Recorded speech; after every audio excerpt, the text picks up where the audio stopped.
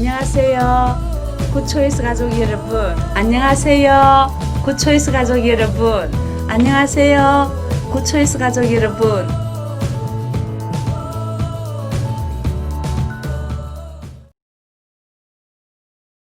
안녕하세요.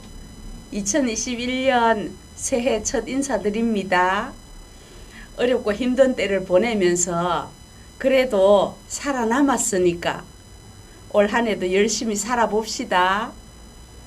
살아야 할 이유가 있어서 이 생명을 연장시켜 주신 줄로 믿고 사명을 감당하는 우리 모두가 되시기를 바랍니다.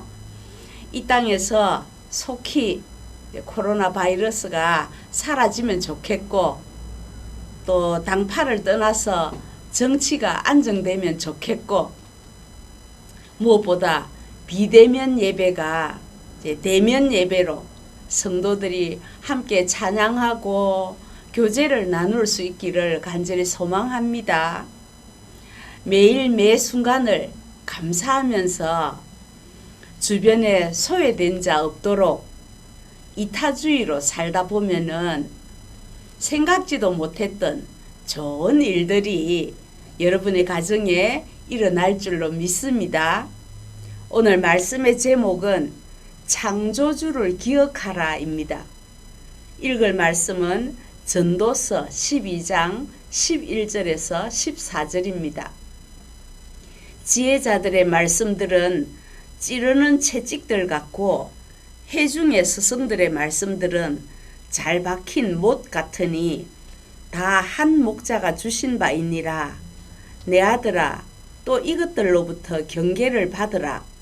많은 책들을 짓는 것은 끝이 없고 많이 공부하는 것은 몸을 피곤하게 하느니라. 일의 결국을 다 들었으니 하나님을 경외하고 그의 명령들을 지킬지어다. 이것이 모든 사람의 본분이니라. 하나님은 모든 행위와 모든 은밀한 일을 선악간에 심판하시리라. 아멘. 사람이 죽으면 전문적으로 염하는 사람들이 있습니다. 제가 직접 보지는 못했지만 이제 수의를 입히고 난 다음에 이제 귀, 입, 코 이런 데를 다 막는다고 해요. 그런데 특이한 것은 귀를 막을 때는 그 시체에다 대고 아무것도 못 들었다 하십시오. 이렇게 말을 한대요. 또 눈을 덮을 때는 아무것도 못 봤다고 하십시오. 이렇게 말을 한답니다. 왜 그런지는 모르지만 옛날부터 이제 염하는 사람들이 그렇게 전통처럼 해오던 방법이랍니다. 제가 생각하기에는 죽은 사람은 하나님 앞에 분명히 설 때가 있다는 것을 안 믿는 사람들도 알고 있는 것 같아요. 그때 하나님이 심판대에서 물으시겠지요. 너는 왜 예수를 안 믿었느냐 하면은 나는 못 들었습니다. 이렇게 할 것이고, 너는 왜 가난한 사람을 도와주지 않았느냐 하면 나는 그런 사람 못 봤습니다. 이렇게 말하라고 미리 연습시키는 것 같아요. 오늘 이 말씀을 듣는 저와 여러분은 나는 못 들었습니다. 나는 못 봤습니다. 하지 마시고 말씀을 들은 자로서 우리 삶의 구원의 역사를 본 자들로서 정인의 삶을 사시기를 바랍니다. 전도서 12장은 솔로몬이 온갖 부귀영화와 세상적인 즐거움에 취해서 살았던 그 삶을 뉘우치면서 인생의 마지막 순간에서 이런 것이다, 인생이란 이런 것이다 고백하는 내용인데, 특히 젊은 세대들을 향해서 한 살이라도 적을 때 가장 명심해야 할 교훈이 무엇인지를 가르쳐주는 말씀입니다. 1절에 너는 청년의 때에 곧 곤고한 날이 이르기 전에 나는 아무 낙이 없다고 할 해가 가깝기 전에 너의 창조자를 기억하라 이렇게 말합니다. 우리가 죽는 순간까지 잊어버리면 안 되는 것이 무엇입니까? 하나님이 우주 만물을 만드신 창조주이시다. 이것을 기억하라는 것입니다. 하나님이 창조주라는 고백에서부터 믿음은 시작되는 것입니다. 그래서 사도신경에 제일 먼저 전능하사 천지를 만드신 하나님 아버지를 내가 믿사오며 이렇게 시작하잖아요. 하나님은 창조주이시고 전능하신 분이라는 것을 확실히 믿을 때에 그 다음에 나오는 예수님이 동정녀 마리아의 몸에서 출생했다는 것도 믿어지고 부활하셨다는 것도 믿어지고 성천하셨다는 것도 믿어지는 것입니다. 그것뿐만 아니라 이 세상 마지막 날에 우리 주님이 재림하셔서 최후의 심판을 하신다는 것도 믿을 수 있는 것입니다. 그러니까 하나님은 창조주이시고 전능하시다는 것을 믿는 것부터 믿음이 시작되는 것인데 그것도 때가 있다는 거예요. 누구는 몇 살에 부르고 누구는 몇 살에 부르고 그 시한은 전적으로 하나님의 권한에 달려 있습니다. 우리가 조절할 수 없습니다. 그렇지만 솔로몬은 젊은 날에 창조주를 기억하라고 가르칩니다. 그렇다면 80살에 90살에 노년에 하나님을 믿게 된 사람은 어떻게 되겠습니까? 나이가 많다, 적다는 아무 상관이 없습니다. 믿으면 천국 가는 거예요. 그런데 나이가 많아서 믿게 되면 전도를 많이 할 기회가 없었기 때문에 충성할 기회가 없었기 때문에 상급은 적겠지요. 어쨌든 솔로몬이 젊은 날의 창조주 하나님을 기억하라 하는 데는 이유가 있습니다. 새해를 시작하면서 오늘 한번 꼼꼼히 살펴보도록 하겠습니다. 첫째, 노년에는 총명이 사라지고 심령이 나약해지기 때문에 젊었을 때 기억하라고 합니다. 2절에 보면 해와 빛과 달과 별들이 어둡기 전에 비 뒤에 구름이 다시 일어나기 전에 그리하라 이렇게 말합니다. 여기서 해, 달, 별은 사람들의 총기와 기억력을 말합니다. 나이가 들면 마음속에 근심과 불안이 계속적으로 비가 오고 나서 다시 또 구름이 일어나는 것 같이 반복되니까 비 뒤에 구름이 다시 일어나기 전에 하나님을 기억하라고 합니다. 총기도 사라지고 머리 회전도 잘 안 되고 거기다가 죽음에 대한 두려움이 가득 차 있어서 꿈에 좀 안 좋은 것만 나타나도 이게 죽음의 징조가 아닌가 불안해합니다. 젊은 날에 그 강하고 담대한 마음은 다 사라지고 명석한 판단력도 사라지고 이것은 죄 가운데 태어난 모든 인생에 공통적으로 느끼는 공포와 불안입니다. 그런데 역사책을 보면 천하를 호령하던 왕들도 노년에 이르면 잠을 잘 때 방 안에 불을 못 끄게 했다고 합니다. 밤새도록 촛불을 밝혀놓고 죽음의 불안감을 떨치려고 애썼던 자들이 많이 나옵니다. 새해 첫날 왜 이런 말씀을 택했을까요? 한치 앞을 모르는 게 사람이잖아요. 누가 코로나라는 이 전쟁 같은 상황을 알기나 했겠습니까? 대비하는 것은 절대 손해가 아닙니다. 미리 겪어본 솔로몬이 한 말입니다. 나이가 들면 총명이 사라집니까? 총명만 사라지는 게 아니지요. 육신도 연약해서 기력이 없다 합니다.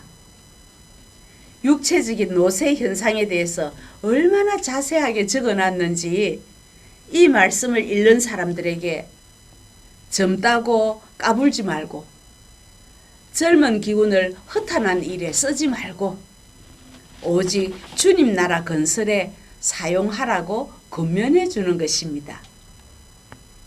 구체적으로 육체적 노쇠 현상은 어떤 것인지 한번 보겠습니다. 3절에 보면 집을 지키는 자들이 떨 것이며 이렇게 말씀했습니다. 첫째, 떨린답니다. 무엇이 떨립니까? 여러분 손을 떨고 계십니까? 발을 떨고 계십니까?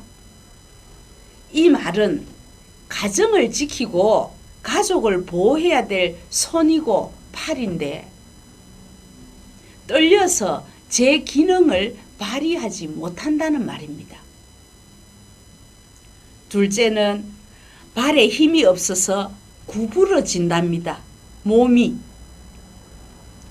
3절에 보면 힘 있는 자들이 구부러질 것이며 그렇게 강건하고 힘 있던 발이 힘을 잃으니까 몸이 앞으로 구부러지게 돼서 거동이 불편하게 된다는 말입니다. 저도 무릎이 아픈 지 몇 년 됐습니다. 그냥 많이 아플 때는 파서 붙이고 또 잊어버릴 정도로 안 아프고 그렇게 반복이 됩니다. 세 번째는 이빨이 약해져서 빠져버린대요. 맷돌질 하는 자들이 적음으로 그칠 것이며 이 말은 음식을 씹고 잘게 부수는 그 이빨의 기능을 맷돌질에다가 비유를 했습니다. 맷돌질이 잘 안 되니까 먹는 것도 귀찮다, 아예 안 먹을란다 이렇게 한다는 거예요. 여러분 임플란트 하나에 돈이 얼만데 여러분은 이빨 안 빠지도록 관리를 잘 하세요. 넷째는 시력이 약해져서 모든 사물이 흐릿하게 보이고 어둡답니다. 창들로 내다보는 자가 어두워질 것이며 너무 슬픈 얘기지요. 눈이 어두워서 사물을 잘 분별하지 못한다는 말입니다. 다섯째는 귀가 어둡답니다. 4절에 길거리 문들이 닫혀질 것이며 여기서 솔로몬은 잘 안 들리는 귀를 닫혀진 길거리의 문이라고 비유를 했습니다. 귀가 있어도 못 들으니까 닫힌 것이나 마찬가지라는 거예요. 여섯째는 잠을 푹 못 잔대요. 새의 소리로 말미암아 일어날 것이며 밖에서 새가 우는 소리에도 노인은 잠에서 깨어난답니다.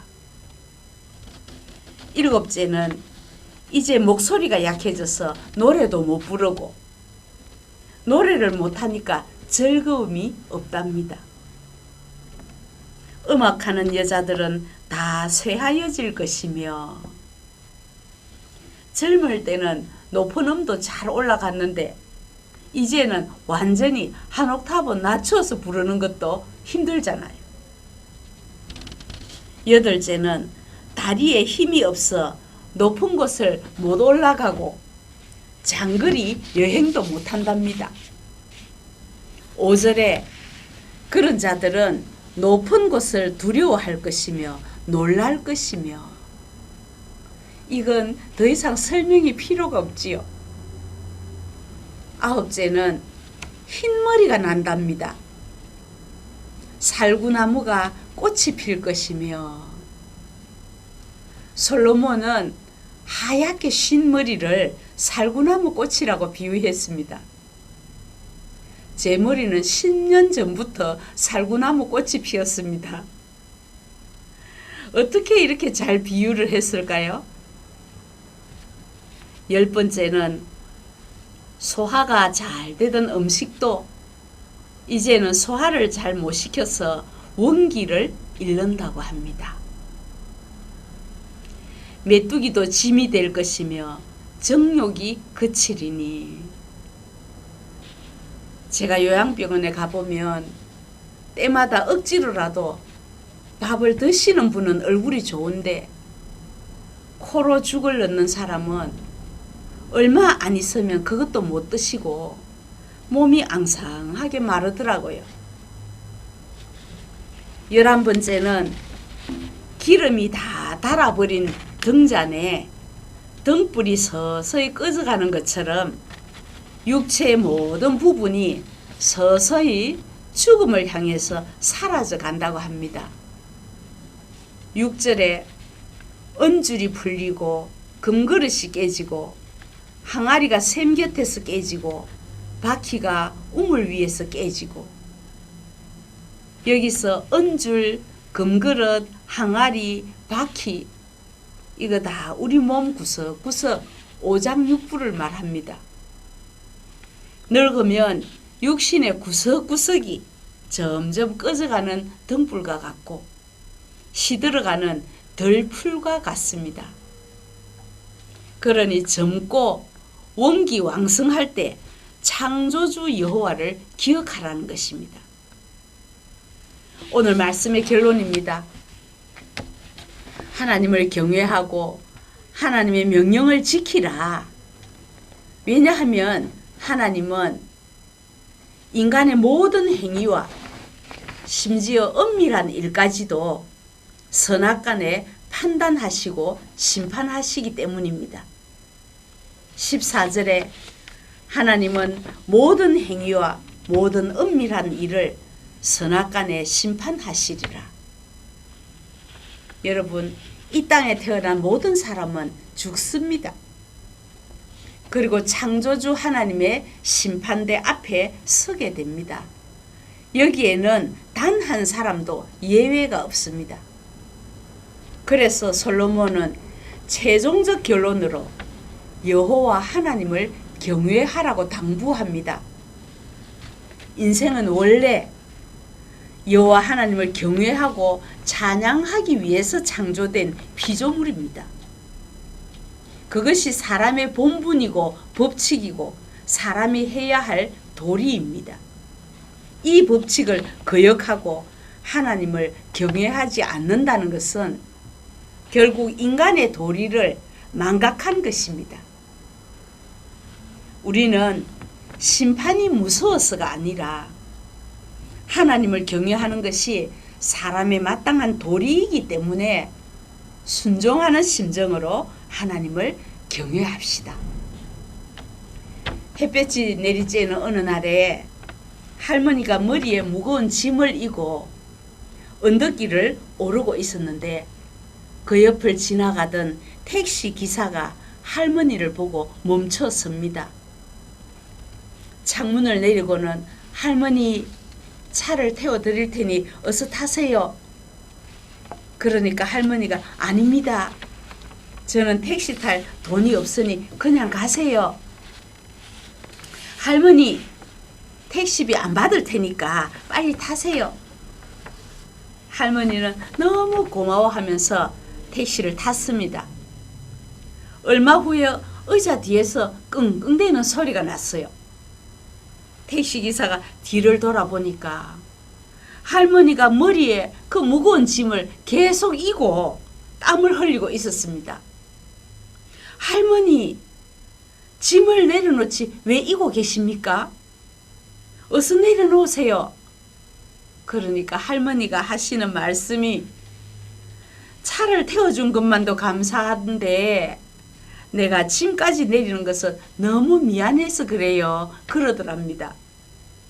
여러분, 차를 태워준 기사에게 고맙고 미안해서 짐을 내리지 못하고 머리에 인채로 차를 타고 가는 이 할머니의 행동에 대해서 어떻게 생각을 하십니까?